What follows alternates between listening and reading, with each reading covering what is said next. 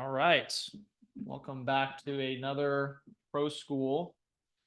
So we're switching a few things up. We're going with a webinar style now. That way people can come and go as they want to. Because in the past, it was leading to I wasn't able to let people in mid pro school, so now people can come and go.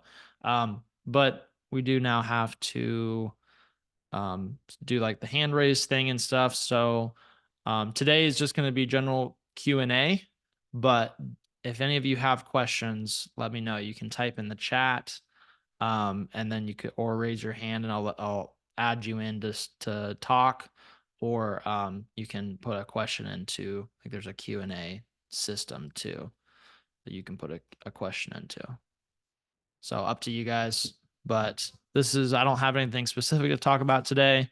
We're in between feature launches. So just let me know if there's anything I can help you guys with.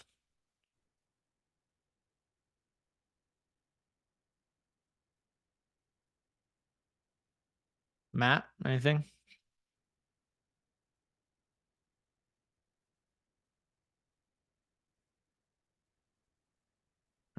Oh, my. There we go. Can you hear me? Yeah, I can hear you. Okay. We just had a hailstorm come through, and I reached out to Edward, I think Friday or whatever, about kind of like not necessarily canvassing, but being able to pull up like a map with what customers you have in your portal and stuff in certain areas and be able to send like mass messages and stuff like that out. Yep. So there's kind of two different features there that you're referring to. One would be a map, being able to see projects and or customers on a map. Don't have that currently, though that is an interesting idea. What you can do is you can go into the all projects or all contacts list, and it's in the hamburger menu in the upper left, and then I can share my screen here. So either all projects or all contacts, and then you can even filter these down by. I think you can filter by zip code. I thought you could, maybe not. Oh, that might just be business reports. But you can filter into a list however you want it set up, and then you can export to CSV. So you could export a list of either your projects or your contacts out to CSV, and then you put that into another system for visualization. There's different systems out there where you can visualize that, like pins on a map and stuff like that. As far as bulk outreach goes, ProLine is not set up to do any kind of. So there's two types of marketing and sales automation. There is the one-to-one automation, which is what ProLine is designed for, and then there's one-to-many. We're not currently designed for one-to-many. Now you can kind of make something work if you really want to, by setting up a campaign that has the messages you want. And then you can go to the all contacts, and then you can do a bulk change. So you can bulk edit contacts and start a new campaign for those contacts. But there's a few things that you got to consider with this. Is one, this is going to pull them all out of their current campaign. So you definitely want to filter out anyone that's currently in your process and only send this to people that are not in any other active campaign. So maybe people that you've already worked with that are in your paid and closed, or people that are in your leads and they're out of the speed to lead campaigns, because this is going to pull them all out of their current campaigns if you do this, and there's going to be no easy way to add them back other than manually. So this is not something that you can just send out a blast and that's it and everything else works the same way. This is going to fundamentally change where everyone is automation wise in your whole system. Okay.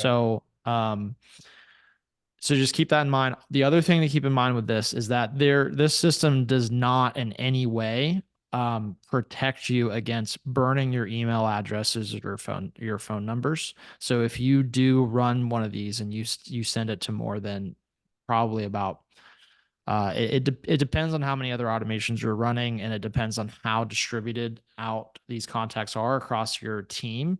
But if you send this to more than about 500 contacts in a day, there's a good chance of you ending up with some sort of penalty from Google, possibly getting accounts suspended. There's a lot of risk in doing it. So because of all of this, we're actually working on this summer an entire system for doing marketing campaigns, which is what you're referring to here. That's going to be an awesome system, and it's going to have all the protections in place and is all the systems in place to allow you to send uh, bulk communication out to a long list of people, the same way you could right now with MailChimp or Constant Contact, something like that. Except with our system, we're going to have that phone system built in, so the texts can be sent with the emails. So it's going to be amazing, but we don't have that yet, and that's until we have that. You just have to be very, very careful when trying to do any kind of like one-to-many communication with ProLine as it's set up right now. Okay. But you can do it. I have seen people do it. Just have to really be careful with it. Okay. Um, and then let me see, what was the other thing? Yeah, I think that was it. Yeah. Any other questions?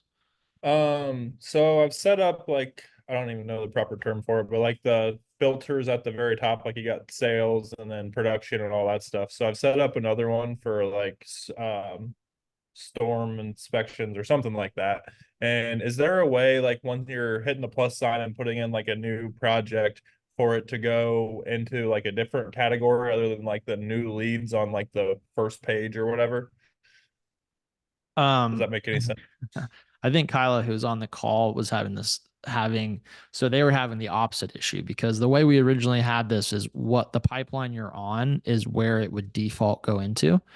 But that Oh, led to a lot of unexpected situations because people, they'd be on production and someone calls in and then they're adding the project and it would go into one instead of going into the leads area. So we uh, changed this just recently, and so it does default to whatever's in your account settings. So for account settings, if you go to defaults and look at default stage, if you don't have anything selected, it's just going to default to the very first stage in your account, which is going to be the far left pipeline first stage, which is usually leads for people. yeah. But you can select a different one if you want to.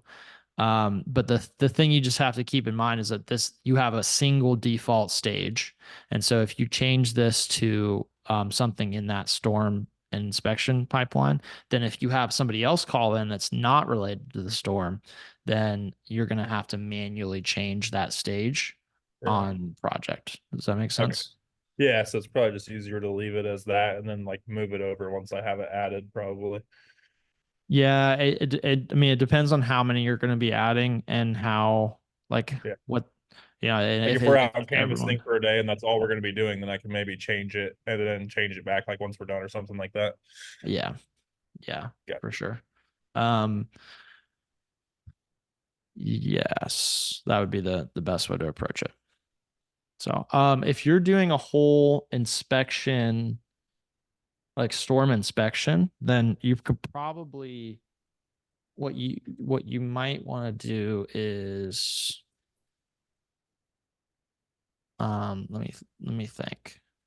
I was trying to get it to like trigger basically like if I had it set up as like a certain like inspection or whatever, try to kick it to the new leads in the inspection tab versus like my main like tab, but obviously that doesn't work. We have an action here called create project, and you can actually create a project from within a campaign. So if you can find a way to filter down to the contact list inside of here, probably delete this. If you can find a way to filter down on this page to exactly the contacts that you want to hit, you could bulk start a campaign um, using the bulk edit contacts that sent out an email, a text message, and then also created a new project for them rather than moving an old project, but a new project for them on that storm inspection in the first stage of that pipeline. And you could have that all happen together.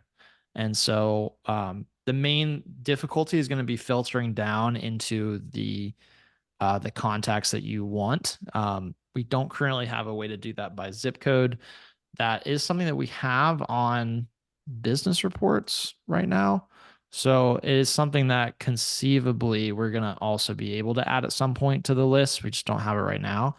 Because I mean, that would help. I think the main thing is that it wouldn't work for contacts necessarily because the contact address is not the same as the project address. So, um, yeah, it's tough. And same thing with like searching at the top where it's like search projects and contacts. If I was like type in like a zip code or address or whatever up there, it wouldn't like pull up a list of like contacts or anything, right? Well, even if it did, it would limit it to 5 of each because it only pulls the top 5 results. Okay. Um, I think it might have the zip code in the, can't remember if we're indexing that zip code for search. Um,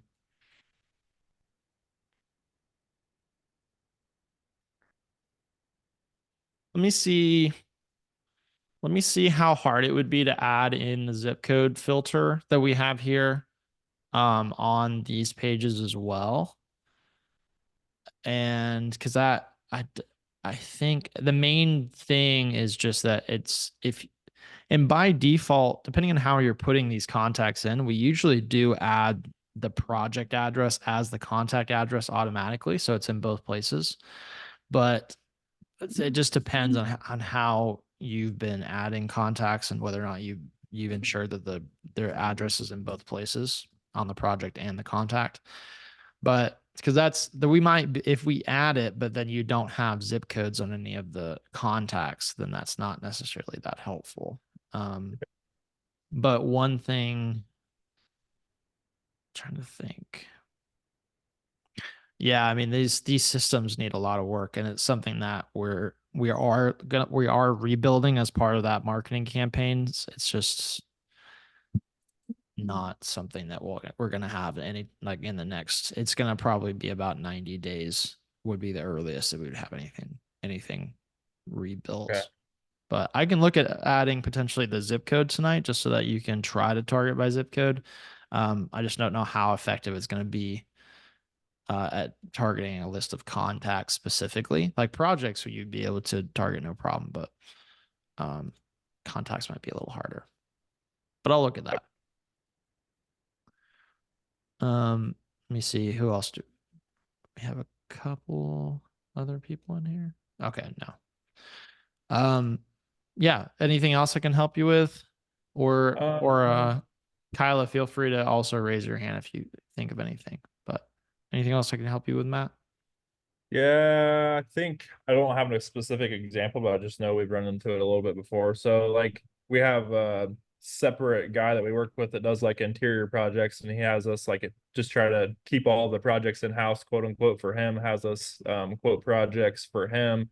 And so it's like always the same name that I'm sending it to, but in the same phone number, but like a different like project address or whatever, and it always has like the duplicate contact thing. I just didn't know if I was doing something wrong or if there's like a workaround for that.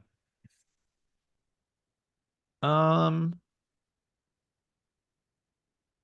can you kind of explain that a little bit more? I'm not quite sure I understand. Yeah, so like if I was to say his name's Ben Brown or whatever, and he has 1 2 3 4 5 6 7 8 9 for his phone number, and I create like another Ben Brown 1 2 3 4 5 6 7 8 9, but at a different address, then I think it usually pops up duplicate contact or whatever, and it won't let me save. Does that sound right? Yeah, our system does not allow duplicate contacts, but you can have as many Okay. projects as you want for the same contact. Okay. Are you, what would be the reason for adding more than one contact as opposed to adding So adding just another different project? addresses for the same person, name and contact information, or for like a project or a property manager, say that they've got like 10 different properties and they've got obviously the same name and the same phone number to contact for each one of them, but a bunch of different addresses that they're in charge of. So those would be added as projects. You would add those as Okay. projects, and then you would just connect the existing contact to all the projects. So you can, Okay. when you're creating a project, Uh-huh. it's going to default to allowing you to fill this out, but you can just exit out of here and then you can connect any existing contact. Okay. And so that's the way that you would handle that, because you definitely don't want. So the reason why we don't allow for duplicate contacts is specifically around the phone number.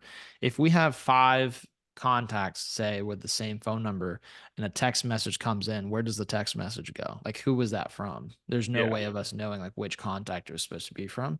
So that's why we enforce like a single unique contact.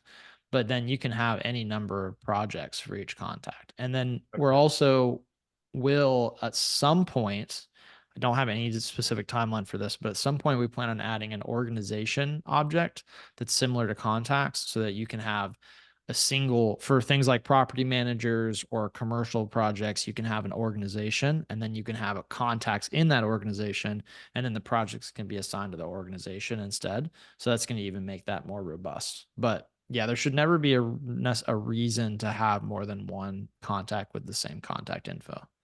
Okay, that makes sense. I figured I was doing something stupid, but I wasn't sure exactly Oh, what it it's was. And that would still show up as like multiple, like it would have his name under like the sales category under the production and have like the different address under his name or whatever for each like stage if they were like separate multiple projects going on, right? um Or no? so you'd like want to see all the projects for the one contact, is that what you're saying? Yeah, like if I had Ben Brown or whatever, and I had one of his projects in sales at whatever address and one of his projects in production at a different address, like they would all still show up separately in each column, right? Or would it show up as just like Ben Brown, he's got a bunch of projects underneath of him? And Oh yeah, no, the projects can all be in different stages based on okay, where they're at. Yeah. And then when you click them, they'll all say Ben Brown here underneath them uh-huh. as the connected contact. But yeah, all the projects can be in different places at different Okay, times. awesome. Yeah. That takes care of that then. And then also you can always go to the contact and go to projects, and you'll see all the connected projects for that contact if you want to see that in one place, kind of like what Okay. you're talking about. But that's not how the way it's displayed on the projects page. Okay. Yeah, that's cool. I just started to like notice that we've had like multiple projects for like the same people, and obviously the duplicate contact keeps coming up, but I just need to do the projects instead. So I Yeah, appreciate that. absolutely. The other thing to keep in mind right now, or not to keep in mind, but just something to be aware of, is currently the campaigns are tied to a single contact. You can have one campaign running per contact at a time. So if you do have these situations like a property manager and they have multiple projects, it's going to result in potentially some weird behaviors for them as you move their projects through, because it's basically going to put them into whatever campaign is correct for the last project that you moved or edited. And because so it's going to end up kind of jumping between them. So the only time this really becomes a problem is for things like well, like appointment reminders or like sales follow up. That's where it gets the most weird, because you can have like if you have something that you have a project that's about to get billed and then you send them a new quote for a new project, they're going to start sales follow up because that was the last thing that that Yeah. was triggered. Now, this is something that we are working to fix. So we have complete overhaul of our automation engine that we're going to call workflows, and that will completely solve this, where you can have like each project will have its own set of automations associated with it. So that's going to make things a lot better. But as of right now, there's just some weirdness there if when you are running multiple projects. So just something to be aware of. Hopefully we'll have that fixed in the next 30 to 45 days.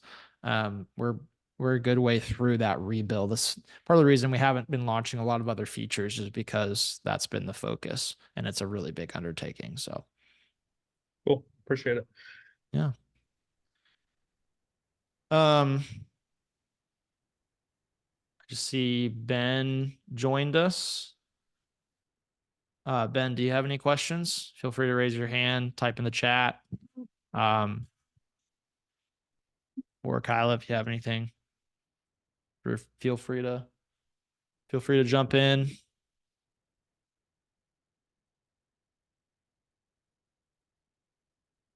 And if not, that's okay. We can we can wrap it up, but I'm here as a resource if you need me.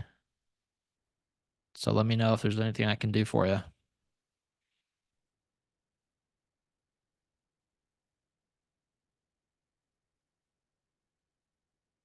All right. I guess not. So we will wrap the call up there. Thanks for joining today.